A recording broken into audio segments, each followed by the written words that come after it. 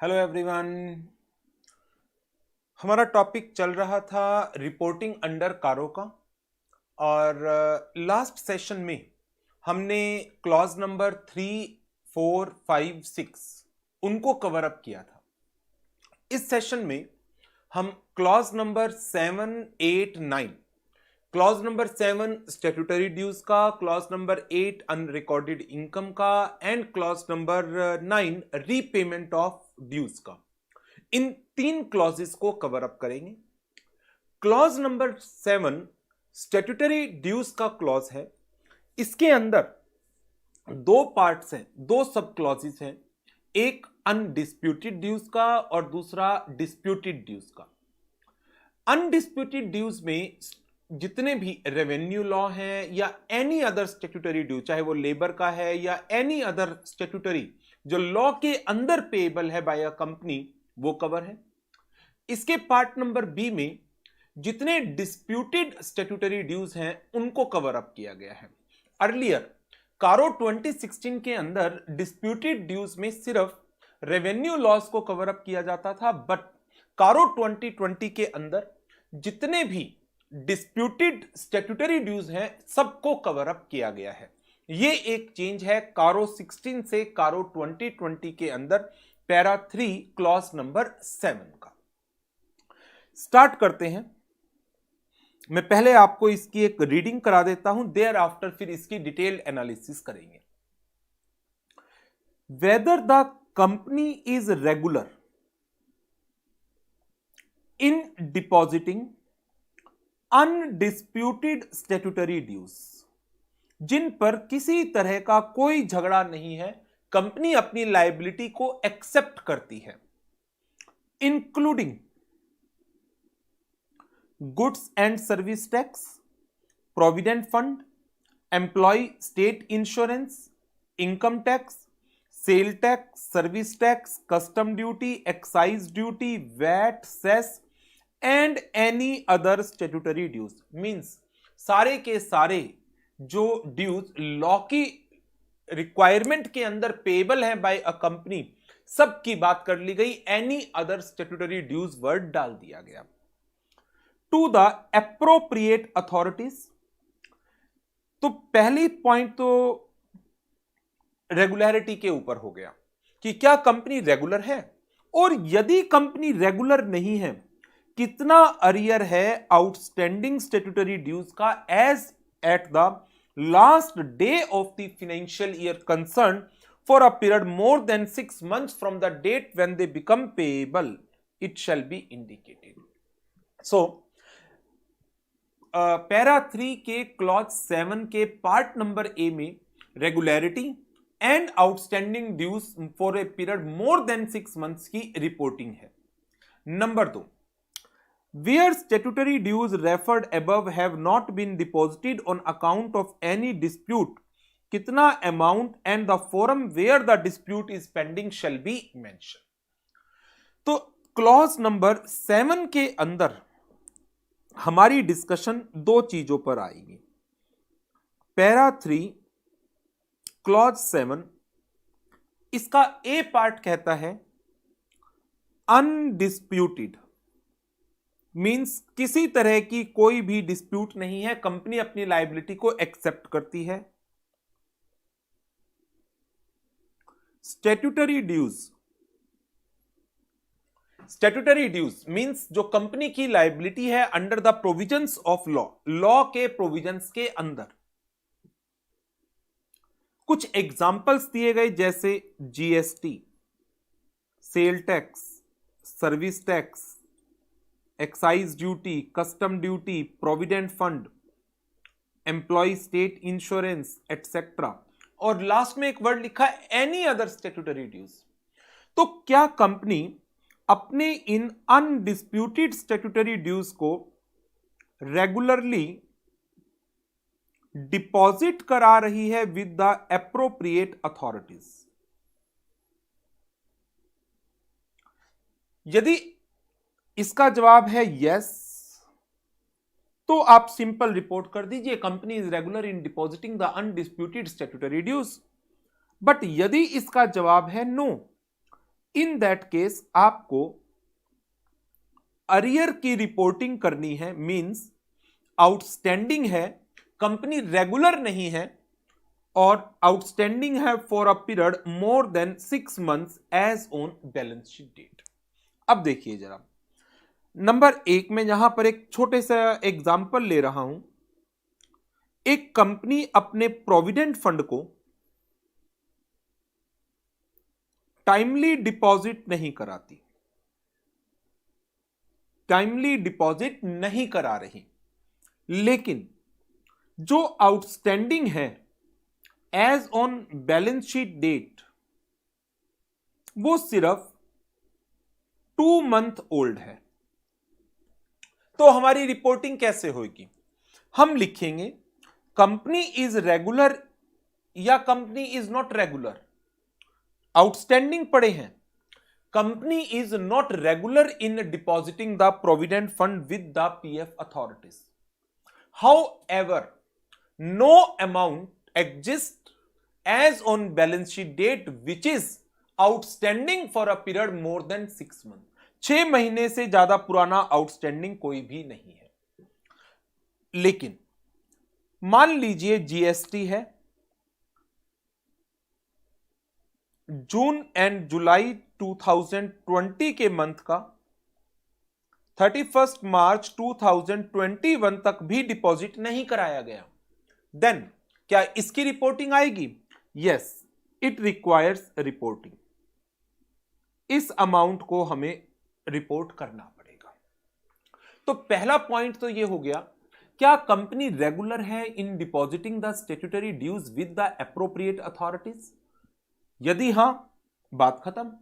यदि नहीं, तो क्या अमाउंट आउटस्टैंडिंग है for a period more than 6 months? नहीं, तो आप सिंपल लिख दीजिए कंपनी इरेगुलर है बट कोई amount outstanding for a period more than 6 months भी नहीं है। लेकिन यदि amount more than 6 months outstanding है, उसकी आप रिपोर्टिंग कर दो। बी पॉइंट के अंदर हमारी जो डिस्कशन है वो जाएगी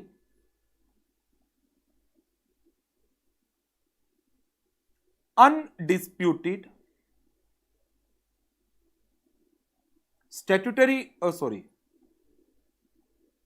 डिस्प्यूटेड स्टैट्यूटरी ड्यूज के ऊपर। डिस्प्यूटेड, जिन स्टैट्यूटरी ड्यूज के ऊपर डिस्प्यूट है, झगड़ा है, और इस डिस्प्यूट के कारण ये अमाउंट डिपॉजिट नहीं कराया गया विद द अथॉरिटीज। रिजल्ट, इसके अंदर आपको 2 चीजें रिपोर्ट करनी है। अमाउंट इन्वॉल्व, कितना अमाउंट अंडर डिस्प्यूट है, and the forum where dispute is pending. Commissioner appeal के पास, किसी अपीलेट ट्राइब्यूनल में, हाई कोर्ट में, सुप्रीम कोर्ट में, तो वो चीजें आपको रिपोर्ट करनी होंगी। तो ये 2 पार्ट हैं पैरा 3 क्लॉज 7 के, ए एंड बी। अब इसके रिलेशन में यदि मैं स्टडी मटेरियल की बात करूं, तो स्टडी मटेरियल ने इसके रिलेशन में ना तो कोई एग्जाम्पल दिया है, ना ही कोई इन्होंने क्वेश्चन दिया। सिंपल इन्होंने इन 2 क्लॉजेस को स्टडी मटेरियल में कवर अप किया हुआ है, इसके अलावा कुछ नहीं।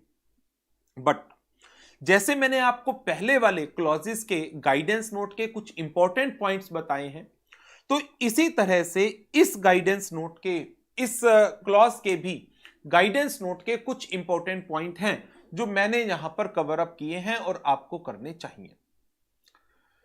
Number 1, any other statutory dues word use किया गया है क्लॉज में। It indicate that clause cover all type of dues under various statute which may be applicable over the company having regard to the nature of its business. Number 2, with reference to regularity। अब क्या company regular है या नहीं, ये कैसे पता चलेगा? Most of the statutory dues की कुछ ना कुछ ड्यू डेट्स होती हैं कि इस डेट तक आपको ये अमाउंट डिपॉजिट कराना है। 7th of next month, 15th of next month, last day of next month, इस तरीके से अलग अलग लॉ के अंदर अलग अलग ड्यू डेट्स हैं। तो यदि आपने उन डेट तक इस अमाउंट को डिपॉजिट करा दिया तो इसका मतलब कंपनी रेगुलर है। लेकिन इन डेज तक नहीं जमा कराया, इसका मतलब कंपनी इरेगुलर है। However there are some types of statutory dues जहां पर ड्यू डेट्स नहीं होती। For example custom duty. तो कस्टम ड्यूटी में जब आप कोई आइटम इंपोर्ट करते हैं, कस्टम लॉ के अंदर वो कवर है और उसके ऊपर इंपोर्ट ड्यूटी चार्ज होनी है, तो जब डिमांड रेज की जाएगी उसकी, जब आपने आइटम को इंपोर्ट किया, तो लॉ के हिसाब से जब आपकी लायबिलिटी अराइज हो रही है उसकी इंपोर्ट ड्यूटी को पे करने की, तो वहीं पर हम उसको जज करेंगे कि जब लायबिलिटी अराइज हुई और उसके कितने दिन के अंदर उस लायबिलिटी को पे ऑफ करना था, क्या उतने दिन में उस लायबिलिटी को पे ऑफ किया गया या नहीं किया गया। तो हम इस तरीके से रेगुलरिटी को चेक करेंगे in relation to such type of statutory dues. With reference to regularity, the auditor should clearly understand the nature of each statutory due payable by the company before commenting on the same. For instance, regularity is a normal feature in case of certain statutory dues like Provident Fund, ESI, GST, sale tax, etc. But it is not the case in respect of custom duty on import of goods or any demand that arise on some assessment order. तो यहां पर हम regularities को कैसे presume करेंगे? If the company deposit the amount as and when they become due. तो ये एक रेगुलरिटी के ऊपर गाइडेंस नोट के अंदर पॉइंट था जो यहां पर मैंने कवर अप किया है। देयर आफ्टर फिर इसमें एक कस्टम एक्ट का, जिन्होंने ग्रुप 2 की क्लासेस ले ली हैं, कस्टम एक्ट पढ़ा हुआ है, बॉन्डेड वेयर हाउस का कॉन्सेप्ट है कि जहां पर आप गुड्स को कस्टम से क्लियर कराते हैं, लेकिन not for home consumption, rather for storage in a warehouse. तो ऐसी सिचुएशन में जो वेयर हाउस का रेंट है, क्या वो स्टैट्यूटरी ड्यू है? यस, गाइडेंस नोट में इसके बारे में कवरेज की गई है और कहा गया है it amounts to the statutory due. In respect of goods imported and placed in a bonded warehouse, the interest and rent that is required to be incurred under the provisions of Customs Act 1962, it would come under other statutory due, and hence auditor is required to examine and comment upon the regularity of the company in depositing such interest and rent with the custom authorities. Non-payment of advance income tax, ये भी एक default है in payment of statutory dues. In case balance sheet date पर कोई arrear नहीं है, लेकिन balance sheet date तक आपने कोई डिफॉल्ट किया है, कंपनी ने कोई डिफॉल्ट किया है और वो 6 महीने से ऊपर का था।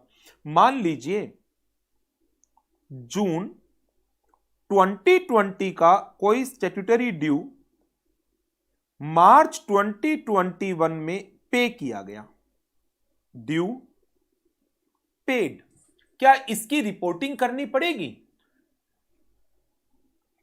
31 मार्च 2021 को ये आउटस्टैंडिंग नहीं है, पे हो चुका है मार्च में ही, आउटस्टैंडिंग नहीं है।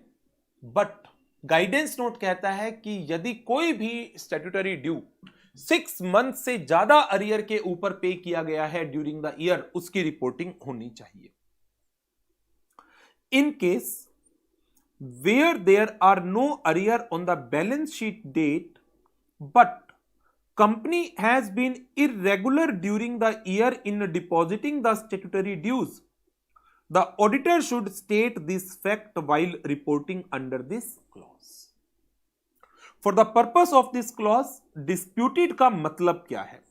जहां पर पॉजिटिव एविडेंस है या कंपनी के पार्ट पर कंपनी ने कोई एक्शन लिया है, उन्होंने अपील लॉन्च की है, तो एक पॉजिटिव एविडेंस अवेलेबल होना चाहिए टू प्रूव कि यस, कि जो ये ड्यू है जिसको डिपॉजिट नहीं कराया गया, that is due to the reason of some dispute. To show that company has not accepted the demand for payment of tax or duty. Example, company appeal में चली गई। In a relation to these matters, the auditor should obtain a written representation with reference to the date of balance sheet from the management about the cases and the amount which are considered disputed. A written representation that contain a list of the cases and the amount in respect of the statutory dues which are undisputed but outstanding for a period of more than 6 months from the date they become payable. A statement as to the completeness of the information provided by the management. So in relation to the statutory dues, auditor को management से एक written representation लेनी चाहिए. Number 1, उन cases की जो dispute में है, उनका कितना अमाउंट डिस्प्यूट में है और कौन से फॉरम में वो डिस्प्यूट डील किया जा रहा है. नंबर 2, आउटस्टैंडिंग, यदि कंपनी इररेगुलर है तो कितने आउटस्टैंडिंग स्टैट्यूटरी ड्यूज है as on the balance sheet date for a period more than 6 months, and a confirmation about the completeness of the information provided by the management. फिर इसके format हैं.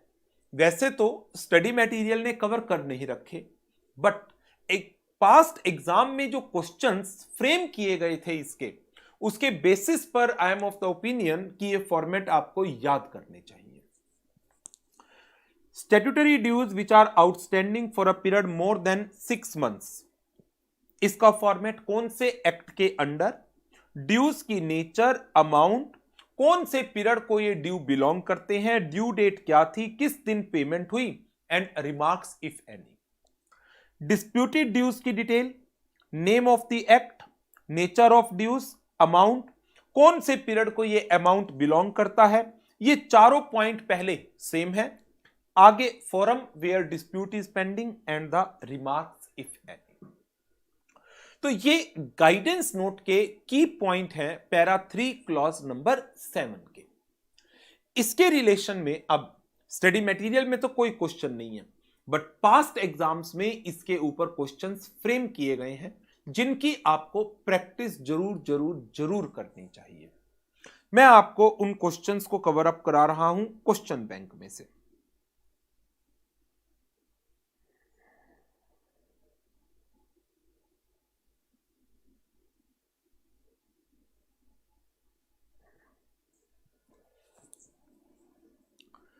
As a statutory auditor, how would you deal? During the course of audit of ABC Limited, it is noticed that out of 12 lakh of PF contribution, only 2 lakh has been remitted to the authorities. On inquiry, the chief accountant informed that due to the financial problem, they have not remitted but will remit the same as and when the position improves. इसका मतलब क्या हुआ? क्या ये dispute है या undisputed है? Clearly it is undisputed. क्या कंपनी रेगुलर है या इररेगुलर है? कंपनी इररेगुलर है.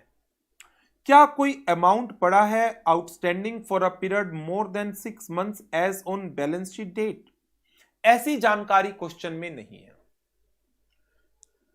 आपको इन सारे पॉइंट्स को अपने आंसर में कवर अप करना होगा. और इसके साथ साथ क्योंकि स्टैट्यूटरी ड्यूज हैं तो आपको simultaneously auditing standard on auditing 250 के जो प्रोसीजर्स हैं उनको भी परफॉर्म करना चाहिए और अपने आंसर के अंदर भी आपको एसए 250 का रेफरेंस जरूर देना है. इसमें हमने पहले para 3 clause 7 sub clause A की बात की. वही सारी बातें. क्या कंपनी रेगुलर है in depositing the undisputed statutory dues with the appropriate authorities?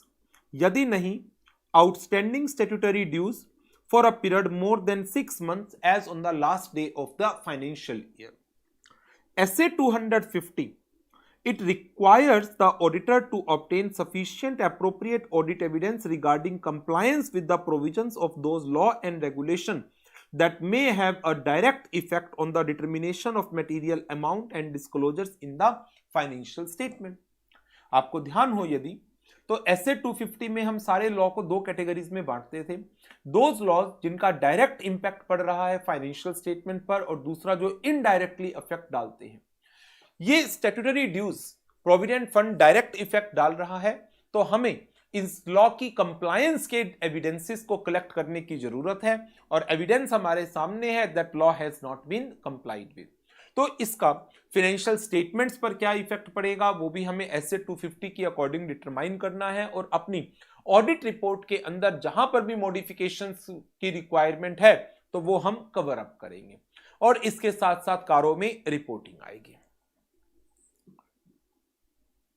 Non-payment of PF ESI contribution need to be disclosed by the auditor in his report as per the requirement of para 3 clause 7 subclause A. Next question, PQR ने provident fund deposit नहीं कराया 10 lakh rupees का with the authorities till the year end. Same answer. Next, क्या company regular है in depositing undisputed statutory dues? And if not, पूरा का पूरा clause लिख दिया गया और कहा कमेंट करिए। तो आपको वही सारी बातें इसके अंदर लिखनी है कि auditor is required to comment upon regularity. Payment include all statutory dues. यदि कंपनी रेगुलर नहीं है तो outstanding statutory dues for more than 6 month और इसके साथ साथ एक रिटन रिप्रेजेंटेशन भी ले लीजिए from the management. Next question, ये एग्जाम का क्वेश्चन है। Big and small limited show cause notice मिलता है जीएसटी डिपार्टमेंट से और वो 25 लाख रुपए की डिमांड रेज की है उन्होंने दिसंबर 20 में। कंपनी ने जनवरी 21 में रिप्लाई दिया और कहा हम लायबल नहीं है फॉर दिस टैक्स। इसके बाद कोई भी एक्शन जीएसटी डिपार्टमेंट की तरफ से नहीं लिया गया जब तक ऑडिट फाइनलाइज्ड हुई till 31 March 21। As the auditor आपका रोल क्या है? अब इतने पॉइंट से जितना इंफॉर्मेशन इस क्वेश्चन में हमें मिला है उसके बेस पर ऐसा लग रहा है अभी तक ये टैक्स क्या है, अनडिस्प्यूटेड है। शो कॉज नोटिस आया,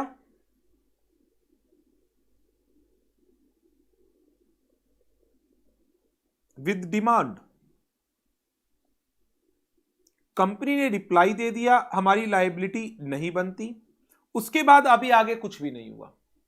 अब हो सकता है आगे कुछ हो और जीएसटी डिपार्टमेंट की तरफ से फर्दर कोई एक्शन लिया जाए, बट अभी तक क्वेश्चन में ऐसा कुछ भी नहीं है। जब तक ऑडिट कंप्लीट हुई तब तक कुछ भी फर्दर कोई एक्शन किसी के पार्ट पर नहीं है।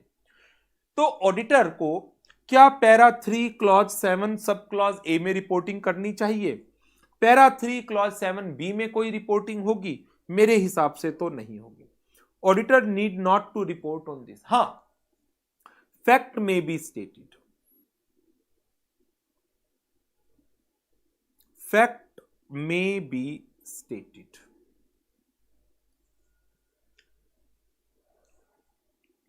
नेक्स्ट, कंपनी ने अपनी फाइनेंशियल स्टेटमेंट सबमिट कर दी है ऑडिट के लिए।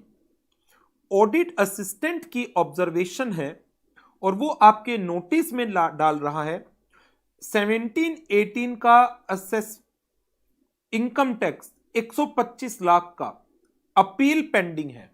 ये clearly para 3 clause 7 sub clause B का पार्ट हो गया, डिस्प्यूट में है dues. Custom duty 85 lakh demand notice आया है बट कोई एक्शन नहीं लिया गया ईदर टू पे और टू अपील। हमें नहीं पता ये डिस्प्यूट में है अनडिस्प्यूट में है। कंपनी की मैनेजमेंट से रिटन रिप्रेजेंटेशन लीजिए एंड अकॉर्डिंगली आप अपनी रिपोर्ट में इसको कवर अप करिए। Para 3 clause 7A, para 3 clause 7B, income tax demand para 3 clause 7B के अंदर कवर अप होगी। और जहां तक demand notice for custom duty की बात है, जिसके लिए कंपनी ने कोई एक्शन नहीं लिया और ये आउटस्टैंडिंग भी है, अब हमें नहीं पता कंपनी इसको अपील में ले जाना चाह रही है या कंपनी अपनी लायबिलिटी एक्सेप्ट कर रही है। इसके आंसर में मैंने प्रिज्यूम किया है कंपनी अपनी लायबिलिटी एक्सेप्ट कर रही है, लेकिन कंपनी ने पेमेंट नहीं की और डिमांड नोटिस आया था 15 सितंबर को। 31 मार्च 2021 पर यह आउटस्टैंडिंग खड़ा है। मोर देन 6 मंथ्स हो गए, डिस्प्यूट है नहीं। मैं प्रिज्यूम कर रहा हूं क्योंकि कंपनी अपील में भी नहीं गई, अभी तक अपील में भी नहीं गई, तो यह प्रिज्यूम किया जा सकता है कंपनी डिस्प्यूट नहीं कर रही इसके ऊपर। पे भी नहीं किया तो मतलब कंपनी रेगुलर नहीं है। तो हम इसको पैरा 3 क्लॉज 7 के अंदर कवर अप कर लेंगे, सब क्लॉज ए में। Para 3 clause 7 sub clause A में हम इसको कवर अप कर सकते हैं। ये हमारे क्वेश्चन थे स्टैट्यूटरी ड्यूज के ऊपर। ये भी क्वेश्चन डिस्कस कर लिया हमने, ये भी हो गया, ये भी हो गया, बिग एंड स्मॉल का भी हो गया, डिस्प्यूट वाला भी हो गया। बस इसके बाद आगे बढ़ते हैं। पैरा 3 क्लॉज नंबर 8, नया क्लॉज ऐड हुआ है, अनरिकॉर्डेड इनकम। नया क्लॉज है, इसके ऊपर भी स्टडी मटेरियल में ऐसा कुछ खास नहीं है और ना ही इसके ऊपर पास्ट में कोई क्वेश्चंस बनते हैं। क्यों? क्योंकि क्लॉज ही नया ऐड हुआ है। Whether any transaction not recorded in the books of account have been surrendered और disclosed as income. Time to time under the provisions of taxation law government voluntary disclosure of income scheme लेकर आती है, VDIS scheme. और उस scheme के अंदर assesses को कहा जाता है कि यदि आपने कोई इनकम अर्न की है जिसका आपने पास्ट में डिस्क्लोजर नहीं दिया है, तो आप इस स्कीम का फायदा उठाकर इतना टैक्स पे कर सकते हैं और आपके ऊपर कोई फर्दर एक्शन नहीं लिया जाएगा।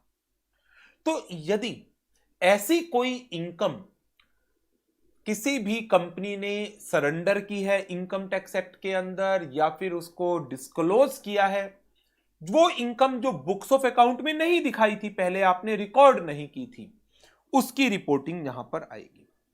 Weather any transaction not recorded in the books of account have been surrendered or disclosed as income during the year।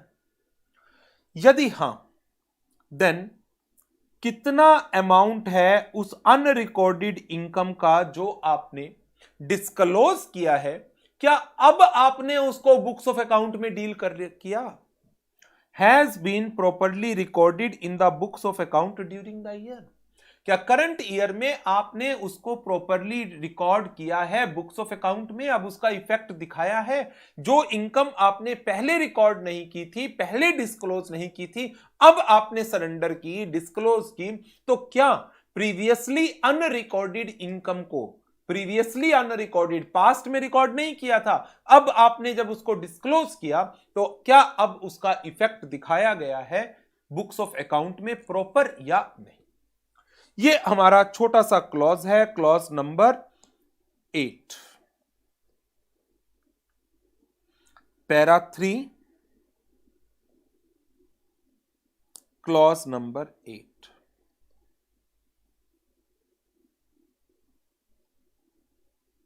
Unrecorded income disclosed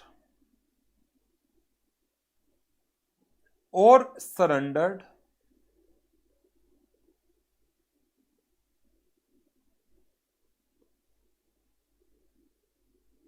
during the current year? If yes, whether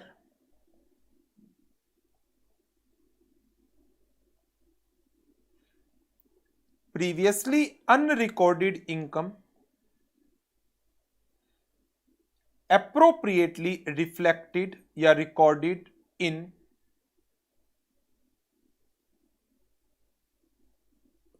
books of account. ये है para 3 clause number 8 unrecorded income का। अब चलते हैं para 3 clause number 9, a very important and a very simple clause, very important and very simple clause.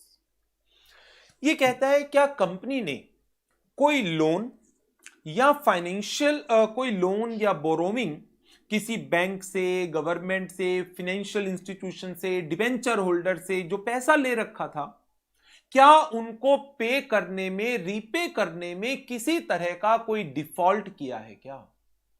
Weather the company has defaulted in repayment, किसका? Loan का, और other borrowings और interest. यदि हां, आपको period and amount of default को report करना है, और फॉर्मेट ऑर्डर ने ही खुद बता रखा है। Nature of borrowing including debt securities, मान लीजिए टर्म लोन लिया गया था। Name of lender state bank of India, कितने अमाउंट जो ड्यू डेट पर पे नहीं हुआ, लेट से 10 करोड़। प्रिंसिपल था या इंटरेस्ट था? प्रिंसिपल। कितने दिन हो गए डिले या अनपेड किए? लेट से 135 दिन। Remarks still unpaid. 31 March balance sheet date पर भी ये आउटस्टैंडिंग पड़ा हुआ है, स्टिल अनपेड। इस तरह से आपको एक पर्टिकुलर फॉर्मेट के अंदर जितने भी डिफॉल्ट हैं वो बताने हैं। अच्छा, अब यहां पर एक क्वेश्चन है कि यदि आपने डिबेंचर्स को भी कवर अप कर लिया, तो डिबेंचर होल्डर की आपने टाइम पर पेमेंट नहीं की, तो बहुत सारे डिबेंचर होल्डर हैं, क्या एक एक डिबेंचर होल्डर की डिटेल ऑडिटर देगा यहां पर? तो ऑर्डर में ही क्लैरिफाई किया गया है कि जो डिबेंचर्स की डिटेल है वो एग्रीगेट में, और बाकी सब जगह पर लेंडर वाइज डिटेल आ जाएगी। लेंडर वाइज डिटेल आपको इंडिविजुअल डिटेल देनी है यदि डिफॉल्ट हुआ बैंक का, फाइनेंशियल इंस्टीट्यूशन का या गवर्नमेंट का, बट डेट सिक्योरिटीज के केस में एग्रीगेट के अंदर आप रिपोर्ट कर सकते हैं। तो एक तो पॉइंट है इसका बहुत इंपॉर्टेंट, यही वाला डिफॉल्ट का, अ वेरी इंपॉर्टेंट पॉइंट। दूसरा पॉइंट, क्या कंपनी डिक्लेयर की गई है विलफुल डिफॉल्टर? जानबूझकर किसी पर्सन ने कंपनी के ने लोन बोरोविंग का पैसा नहीं दिया, and as a result bank या फाइनेंशियल इंस्टीट्यूशन ने उसको विलफुल डिफॉल्टर डिक्लेयर किया है। नंबर 3, जिस पर्पस के लिए, अच्छा ये तो दोनों हो गए रीपेमेंट ऑफ ड्यूज के रिलेशन में। अब है यूटिलाइजेशन ऑफ फंड्स, ये भी इसी में डाल दिया गया। क्या टर्म लोन जिस पर्पस के लिए लिए गए थे उसी पर्पस के लिए यूज किए गए? यदि नहीं, कितना पैसा डाइवर्ट किया गया, किस पर्पस के लिए यूज किया गया? मान लो टर्म लोन लिया गया था फॉर कंस्ट्रक्शन ऑफ बिल्डिंग, यह पर्पस था, लेकिन उस पैसे को डाइवर्ट कर दिया गया और उससे एक 4 व्हीलर खरीद लिया गया, कार खरीद ली गई। Diversion of funds. अच्छा, इसमें यहां पर एक पॉइंट है, वो एग्जाम में भी पहले पूछा जाता था, that is in relation to reschedule, sorry that is in relation to temporary deposit. आपने टर्म लोन ले लिया बिल्डिंग की कंस्ट्रक्शन के लिए, बट लोन का पैसा आ गया आपके खाते में, लोन का पैसा आपके खाते में आ गया बिल्डिंग कंस्ट्रक्शन के लिए। आपने कोई टर्म लोन लिया और आपने कहा बिल्डिंग बनानी है, पैसा दे दो। बैंक ने सारी फॉर्मेलिटी पूरी की, सब कुछ चेक किया और बैंक ने 25% पैसा लोन का दे दिया कि हाँ बना लो, जब बन जाएगा बाकी का पैसा तब देंगे। लेकिन अब बिल्डिंग कंस्ट्रक्शन स्टार्ट हुआ, गवर्नमेंट की तरफ से स्टे ऑर्डर आ गया कि इस जगह पर यह बिल्डिंग नहीं बन सकती, और इसके ऊपर कंपनी ने अपील कर दी कि हमारी सारी फॉर्मेलिटीज कंप्लीट है और हमें एनजीटी नेशनल ग्रीन ट्राइब्यूनल से भी इसकी इजाजत है। ये बेशक ग्रीन एरिया है बट हमने कंस्ट्रक्शन की इजाजत ली हुई है, तो मैटर अंडर हियरिंग है और लगता है 4-5 महीने में रिजॉल्व हो जाएगा। अब 4-5 महीने के लिए अकाउंट में, करंट अकाउंट में पैसा पड़ा रहे, बैंक तो अपना ब्याज छोड़ेगा नहीं। कंपनी ने क्या किया, इस पैसे की एफडी करा दी 5 महीने के लिए। देन क्या इसकी रिपोर्टिंग होगी? टर्म लोन लिया गया था, पैसा रेज किया गया था, किस पर्पस के लिए? For construction of building. However, जब तक इस पैसे को यूज नहीं किया गया तब तक टेम्परली इसको डिपॉजिट करा दिया गया बैंक में, एफडी करा दी गई। तो क्या इसकी रिपोर्टिंग है? बिल्कुल, हमें इसको भी रिपोर्ट करना पड़ेगा और फैक्ट हम बता देंगे कि क्यों इसको यूटिलाइज किया गया है for the purpose of FD. Fund लिए गए शॉर्ट, ये नया पॉइंट ऐड हुआ है, यूज किए गए long term. Fund raised on short term, like for example working capital loan है, overdraft, CC limit, bill purchase, discounting. Long term, आपने वर्किंग कैपिटल के पैसे को मशीनरी परचेज के लिए, बिल्डिंग कंस्ट्रक्शन के लिए यूटिलाइज किया। Nature and amount to be indicated. Reverse की बात नहीं है, लॉन्ग टर्म शॉर्ट टर्म के लिए अप्लाई करें वो इसमें आ जाएगा कि आपने पैसा किसी और पर्पस के लिए लिया और यूटिलाइज किसी और में किया, वो इसमें आएगा। लेकिन लिया है शॉर्ट टर्म पर, अप्लाई कर लिया लॉन्ग टर्म पर, तो आपका सी में भी आएगा और डी में भी आएगा। सी और डी दोनों क्लॉजेस के अंदर इसकी रिपोर्टिंग होगी। Whether the company has taken any fund from any entity or person, किस लिए? To meet the obligation of its subsidiaries, associates or joint ventures। क्या कंपनी ने उधार का पैसा लिया है? किसके लिए? सब्सिडियरी, एसोसिएट और ज्वाइंट वेंचर्स की ऑब्लिगेशंस को फुलफिल करने के लिए। यदि हां, nature of such transaction and amount in each case is to be reported. ये भी नया पॉइंट ऐड हुआ है। Whether the company has raised loan during the year on the pledge of securities, जो सिक्योरिटीज, जो इन्वेस्टमेंट उसने कर रखी है किसमें? सब्सिडियरी, ज्वाइंट वेंचर और एसोसिएट्स में, उसकी डिटेल दीजिए और बताइए क्या कंपनी ने ऐसे किसी लोन की रीपेमेंट में डिफॉल्ट किया है क्या? यदि लोन की रीपेमेंट में डिफॉल्ट किया तो लेंडर क्या कर सकता है? इन सिक्योरिटीज को, क्योंकि वो सिक्योरिटीज ऑलरेडी असाइंड होंगी लेंडर्स के नाम पर, वो हो सकता है सब्सिडियरीज को के रिकॉर्ड में इन सिक्योरिटीज को अपने नाम पर ट्रांसफर करा लें और फिर उस सिचुएशन में ये जो सब्सिडियरी आज की डेट में सब्सिडियरी थी कंपनी की, तो ये कंपनी की सब्सिडियरी नहीं रहेगी। तो ये रिपोर्टिंग भी हमें करनी होगी, क्या कंपनी ने किसी सब्सिडियरी, ज्वाइंट वेंचर, एसोसिएट्स, उनकी सिक्योरिटीज को प्लेज करके कोई पैसा उधार लिया है, और यदि हां तो उसकी डिटेल दो। और साइमल्टेनियसली यदि जो लोन लिया गया है सिक्योरिटीज को प्लेज करके, उस लोन की टाइमली रीपेमेंट की है या नहीं की, डिफॉल्ट किया तो उसकी डिटेल भी हमें देनी होगी। तो ना, अब जो पैरा 3 क्लॉज नंबर 9 है, इसके अंदर 6 पॉइंट आ गए। पहले 2 पॉइंट आपको काफी सारे क्वेश्चंस में मिलेंगे, अगले 2 पॉइंट ये भी बहुत इंपॉर्टेंट है, और लास्ट के 2 पॉइंट ये नए ऐड हैं जो in relation to subsidiaries, associates और ज्वाइंट वेंचर के रेफरेंस में जा रहे हैं।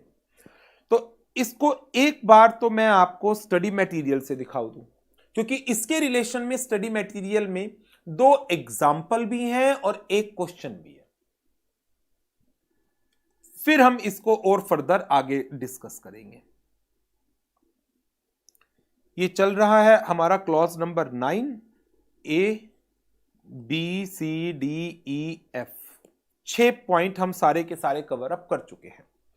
इसके बाद फिर बढ़ते हैं जहां इन्होंने एग्जाम्पल दिया। एग्जाम्पल नंबर 18 तो मैं आपको करा चुका हूं, पैरा 3 क्लॉज 2 का था।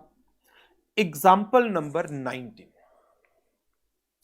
के लिमिटेड, इसने एक टर्म लोन लिया है from a nationalised bank for 200 lakh, 2 crore का, 40 लाख रुपीस की 5 इक्वल इंस्टॉलमेंट में पे होना था। 31 मार्च 2016 में पहली इंस्टॉलमेंट जानी थी। कंपनी ने 16-17 की इंस्टॉलमेंट दे दी, 18-19-20 की इंस्टॉलमेंट पे नहीं की। आपकी जिम्मेदारी क्या बनती है? Assuming that company has sought reschedulement of loan. Company ने रीशेड्यूलमेंट के लिए अप्लाई किया। रीशेड्यूलमेंट क्या होती है कि हम टाइम पर पे नहीं कर पा रहे, कोई फाइनेंशियल प्रॉब्लम्स हैं, लिक्विडिटी की प्रॉब्लम है, आप हमारे लोन को 5 इंस्टॉलमेंट की जगह 10 इंस्टॉलमेंट में कन्वर्ट कर दो, जितना इंटरेस्ट का आउटस्टैंडिंग अमाउंट है उसको भी प्रिंसिपल बना दो और उसको भी इंस्टॉलमेंट में कन्वर्ट कर दो। रीशेड्यूलमेंट के लिए अप्लाई किया। जब रीशेड्यूल हो जाता है लोन तो उस टाइम पर जितने ड्यू अमाउंट होते हैं वो खत्म हो जाते हैं और नए तरीके से ड्यू डेट्स आती हैं और नया अमाउंट ड्यू होता है। लेकिन अप्लाई किया है ना, अभी तक बैंक ने रीशेड्यूल तो नहीं किया। जब तक रीशेड्यूल नहीं होता तब तक ये डिफॉल्ट परसिस्ट करता है और हमें रिपोर्टिंग करनी है। सिर्फ एप्लीकेशन देने से कुछ नहीं होगा। ये गाइडेंस नोट की बात है, स्टडी मटेरियल ने क्वेश्चन में इसको कवर अप कर रखा है, but as such guidance note के अंदर कोई गाइडेंस नोट के तो पॉइंट स्टडी मटेरियल ने एज सच उठाई ही नहीं, बट यहां पर इन्होंने इसके बारे में एक लाइन लिखी है। Application for rescheduling will not change the default position. पहले तो सारा पैरा 3 क्लॉज 9 उसके ए पार्ट को रिपोर्ट किया और ये उसका बी पार्ट रिपोर्ट किया। पहले तो क्या कंपनी ने डिफॉल्ट किया इन रीपेमेंट ऑफ लोन और अदर बोरोविंग्स और पेमेंट ऑफ इंटरेस्ट? यदि हां, then nature of borrowing, name of lender, period, amount of default to be reported, जो मैंने आपको फॉर्मेट अभी दिखाया था। Auditor is also required to report, क्या कंपनी को विलफुल डिफॉल्टर डिक्लेयर किया है बाय द बैंक और फाइनेंशियल इंस्टीट्यूशन? के लिमिटेड ने डिफॉल्ट किया है। Auditor shall report in his Caro report that company has defaulted in the repayment of dues. इस point को मैंने गाइडेंस नोट के अंदर कवर अप कर रखा है। गाइडेंस नोट के अंदर पॉइंट्स हैं हमारे, ये रहा point number 3, submission of application for reschedulement और restructuring. Reschedulement, restructuring, it does not mean that no default has occurred. तो reschedulement से डिफॉल्ट के ऊपर कोई असर नहीं पड़ेगा, default will be considered as default only. हां, जब रीशेड्यूलमेंट हो जाएगा तो पुराना डिफॉल्ट खत्म हो जाता है। तो एक तो क्वेश्चन स्टडी मटेरियल ने ये डाला हुआ है, ये हमारी बुक में भी कवर है, मैं अभी दिखा दूंगा। दूसरा 20वां एग्जाम्पल, स्टडी मटेरियल का एग्जाम्पल नंबर 20। एलएम लिमिटेड, उन्होंने एक टर्म लोन लिया है 3 करोड़ रुपीस का from a bank for the construction of the factory. Construction में डिले था तो इन्होंने टेम्परली उसको शॉर्ट टर्म डिपॉजिट्स में इन्वेस्ट कर दिया। टेम्पररी इन्वेस्टमेंट है तो ठीक है, आप इसकी रिपोर्टिंग कर दीजिए, it's okay. As per clause 9 आपको रिपोर्ट करना होता है क्या term loans are applied for the purpose for which the term loans were availed for. In the present case construction के लिए पैसा यूज नहीं हुआ और टेम्परली इन्वेस्ट कर दिया गया in short term deposits. Here the auditor should report the fact in his report that pending the utilization of term loan for construction of factory, the funds were temporarily used for the purpose other than the purpose for which the loan was obtained. ये भी guidance note का point है, ये भी मैं आपको साथ साथ बुक से कवर करा देता हूं। Sometimes, second last point है, companies may temporarily invest the surplus funds pending the utilization for the purpose for which the funds were arranged. In such cases, the auditor should mention the fact that pending utilization of the term loans for the stated purpose, the funds were temporarily used for the purpose other than for which they were raised, but ultimately utilized for the stated end use. तो ऐसे point यदि आप concept को पढ़ते वक्त ही साथ साथ cover up कर लेते हैं तो मुझे लगता है कि एग्जाम में कोई क्वेश्चन आ जाए तो आप उसका अप्रोप्रिएटली आंसर दे सकते हैं। तो जैसे एक क्वेश्चन में रीशेड्यूलमेंट की बात की, दूसरे क्वेश्चन के अंदर टेम्पररी इन्वेस्टमेंट की बात की, कॉन्सेप्ट के अंदर स्टडी मटेरियल ने कहीं नहीं दिखाया। हां, जब इन्होंने ये एग्जाम्पल्स दिए थे, ये एग्जाम्पल, तो इसके अंदर इन्होंने गाइडेंस नोट के काफी सारी चीजों को कवर अप करना शुरू कर दिया और हमने क्लॉज वाइज ही उनको कवर अप किया हुआ है। तो दो तो ये एग्जाम्पल थे, example number 19 and example number 20। इसके अलावा स्टडी मटेरियल में इसके जो लास्ट में क्वेश्चंस है, उस क्वेश्चंस के अंदर भी क्लॉज 9 पर एक क्वेश्चन है।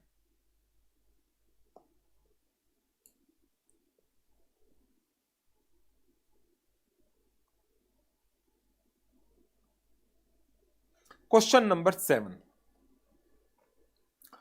A term loan was obtained from a bank for rupees 80 lakhs for acquiring R&D equipment, research and development equipment, जिसमें से 15 लाख रुपए एक कार को खरीदने के लिए यूज किए गए ऑफ द कंसर्न्ड डायरेक्टर जो R&D एक्टिविटीज को लुक आफ्टर कर रहा है। R&D की एक्टिविटीज को लुक आफ्टर करने वाले डायरेक्टर के लिए कार ली तो क्या ये R&D का इक्विपमेंट हो गया? No. How would you report under CARO? The term loans are not applied for the purpose for which the funds were raised. इसका आंसर भी दिखा दूं, 7th क्वेश्चन का answer, para 3 clause 9। Utilisation of term loans. According to clause 9, auditor is required to report whether the term loan were applied for the purpose for which those were obtained. If not, amount of loan so diverted and the purpose for which it is used may be reported. Auditor should examine the terms and conditions of the term loan with the actual utilization. और यदि funds not utilized for the purpose, auditor should report the fact. Present case में term loan लिया गया था R&D equipment के लिए, खरीदी गई car. Car cannot be considered as R&D equipment and hence auditor should state the fact in his report. So this is about para 3 clause number 9. तो para 3 clause number 9 के अंदर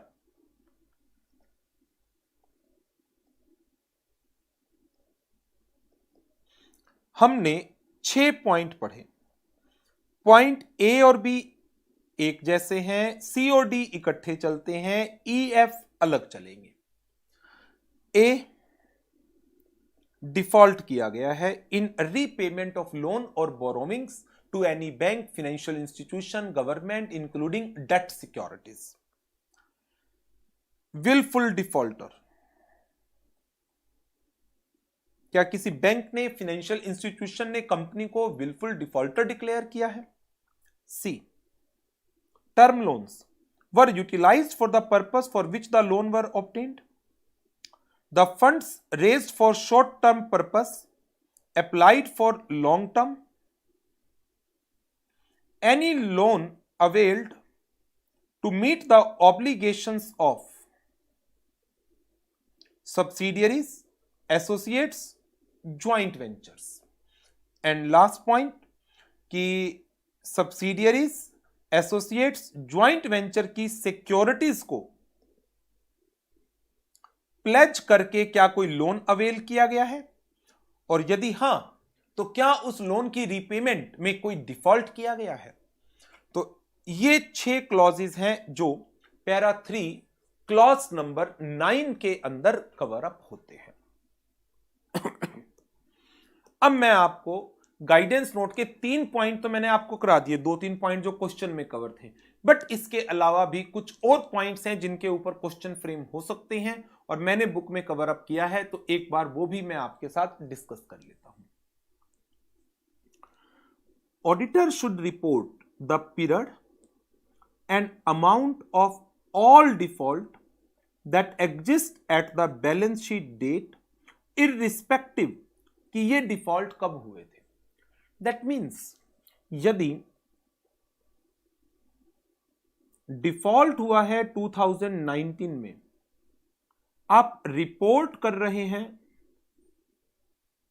31 मार्च 2021 को और ये डिफॉल्ट आज भी कंटिन्यूड है, क्या रिपोर्ट होगा? जी हां, आपको इसको रिपोर्ट करना पड़ेगा। This default needs to be reported यदि ये डिफॉल्ट परसिस्ट कर रहा है तो। फाइनेंशियल इंस्टीट्यूशन में सब bank, public financial institution, non banking institution, non banking financial company सब आएंगे। रीशेड्यूलमेंट की एप्लीकेशन से सिचुएशन चेंज नहीं होगी।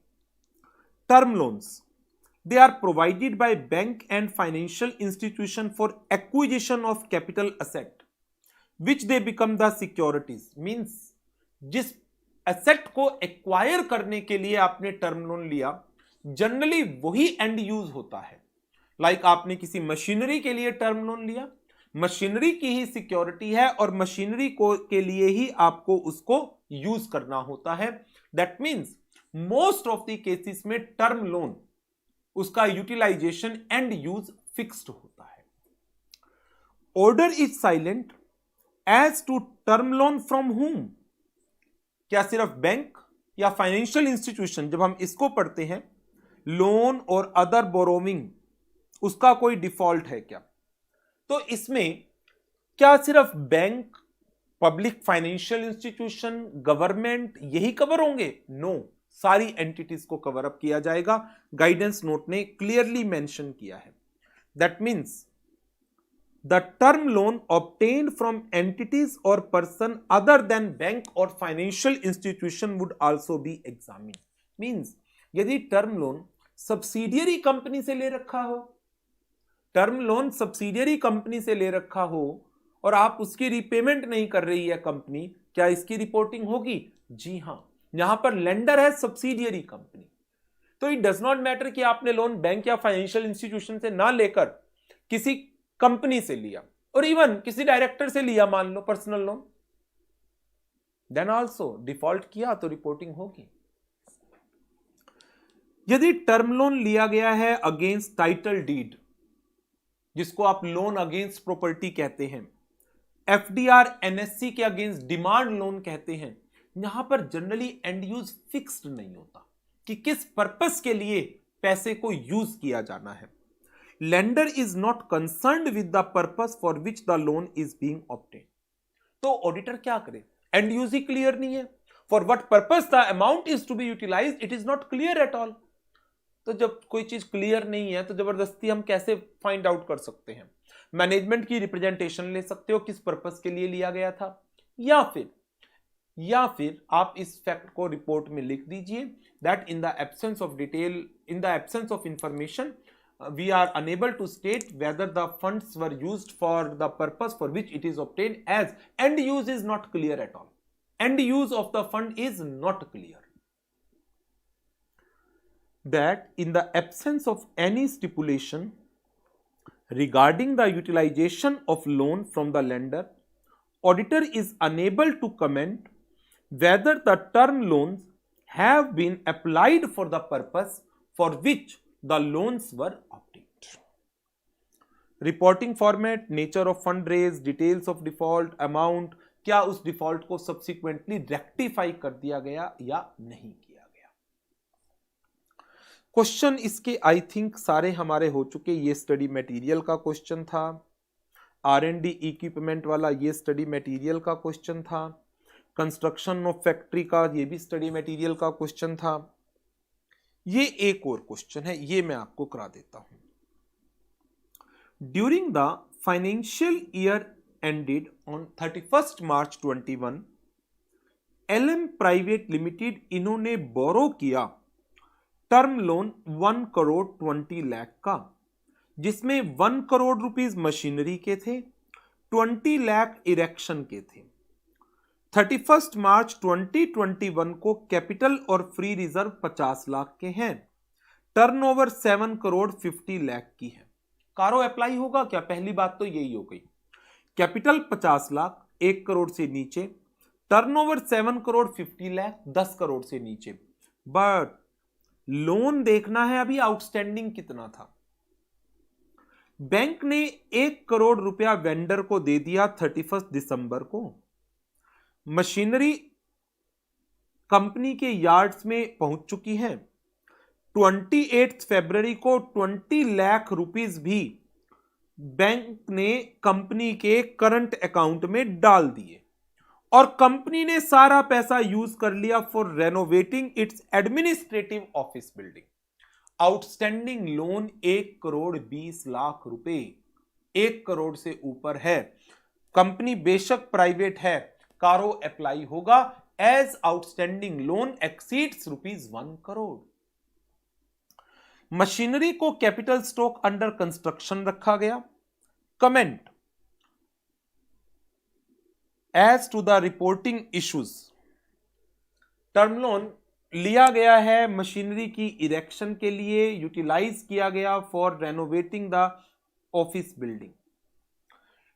The purpose for which the term loan is obtained, the money that is raised from the term loan is not being utilized for that purpose and hence auditor is required to report the fact। तो ये हमारा clause number 9 था। इसका answer देखिए question bank में क्या है। सबसे पहले तो बात की गई कि कारो की रिपोर्टिंग एप्लीकेबल होगी। क्यों? Private limited company, borrowing exceed 1 crore rupees.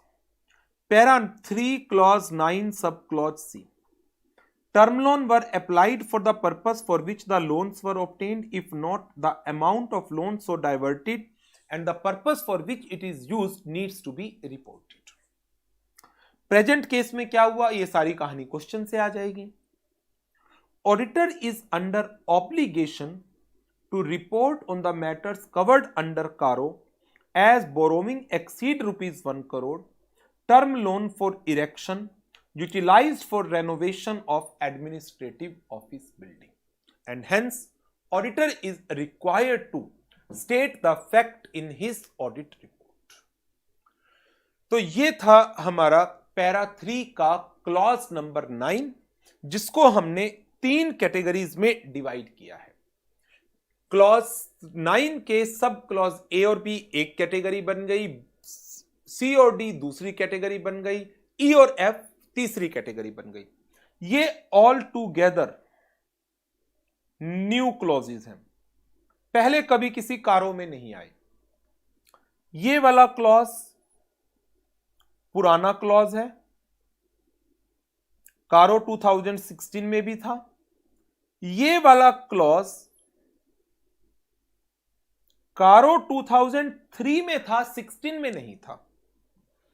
ये वाला बी क्लॉज एक नया क्लॉज है। ए ये ओल्ड, पहले भी सारे कारों के अंदर हुआ करता था। तो ये हो गए हमारे पहले 9 क्लॉजेस। तो टोटल क्लॉजेस कितने हैं? पैरा 3 में क्लॉज नंबर 1 से लेकर पैरा 3 क्लॉज 21 तक है। हमने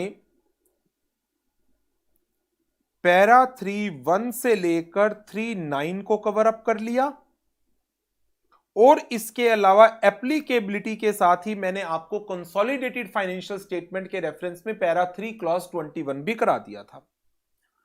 टोटल हमारे 10 क्लॉजेस हैं जिनको हम कवर अप कर चुके हैं और जिसमें से काफी क्लॉजेस जो इसके बड़े बड़े क्लॉज थे वो हो चुके।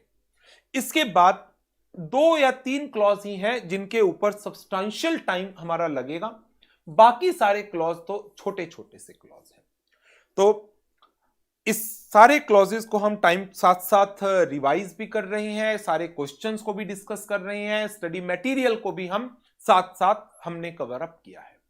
तो आपको भी एक काम करना है, क्लास के बाद फिर एक बार रिवीजन लेनी है, 10 से 15 मिनट लगेंगे, जितने क्लॉजेस हम एक बार में डिस्कस करते हैं और क्वेश्चंस की प्रैक्टिस भी साथ साथ करती है। तो इस सेशन को हम करेंगे यहीं पर ओवर, और नेक्स्ट सेशन में para 3 clause 11 again an important clause, reporting of fraud, उसके साथ स्टार्ट करेंगे। Thank you very much and good bye.